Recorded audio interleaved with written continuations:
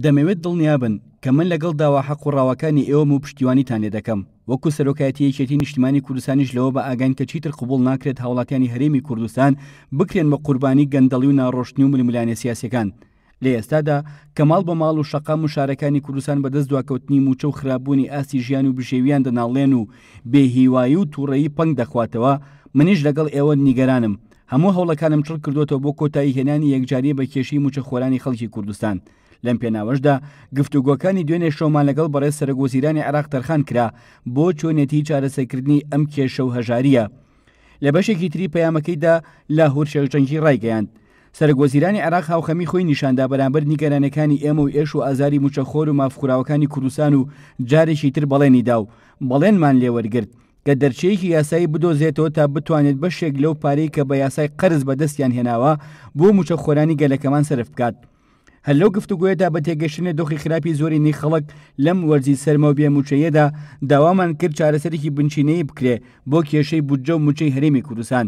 سەرۆکوەزیران پێشنیاری کرد کە ڕۆژی یەکشەممە 6/12/2020 کۆبوونەوەی لوتکەی لایەنە سیاسەکانی عێراق ئەنجام بدرێ. پێشوازیمان لەو پێشنیارە کرد. دڵنیا بن بەندە بە نوێنەرایەتی ئێوە و هەموو موچەخۆرانی هەرێم لەو کۆبوونەوە بەشدار دەبین.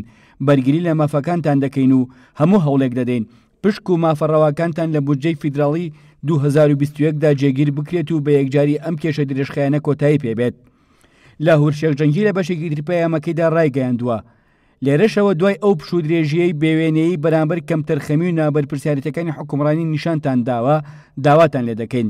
چەند ڕۆژێکی تریشدان بە خۆتاندا بگرن بۆ پەڕی دڵسۆزی و توانە بەرگریکاری مافەکانتان دەبین. ئەگەریش بڕیارتان داوە و گرتبوونەوە خۆپیشاندانتان هەبێت بە هێمنی و لە چوارچێوەی خۆیدا ئەنجامی بدەن. ڕێگەمەدەن چالێکیەکانتان ببێتە مایی زیان گەیاندن بە کاسبکار و ئەو جوڵە کەمی لە بازاڕەکاندا ماوە بە هاونیشتیمانیان لەوە زیاتر زەرمەند نەبن. داواش لە هێزە ئەمنیەکان دەکەین نەبنە هۆکاری زیان گەیاندن بە ناوبانگی خۆیان و بزانن کە خۆپیشاندەران خانەنشین و مامۆستا و کارمەنددان و موچەخۆران خوشک و برا و کەسوکاری ئێمن. تەنها ڕێزگرتن و پاراستنیان ئاشتی کۆمەڵایەتی و ڕێگەی ڕاستی بژانەوەی کوردستان هەموار دەکات.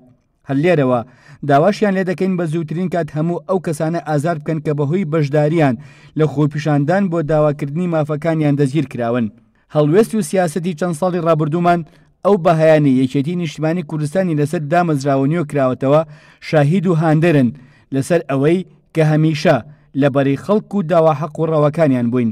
ئێستاش هەمان بیر و باوەڕ درێژە پێدەدەین دووپاتیژی دەکەینەوە کە ڕوبەڕووبوونەوەی خۆپیشاندەران بڕیار و سیاسەتی یەکێتی نەبووە و نابێت.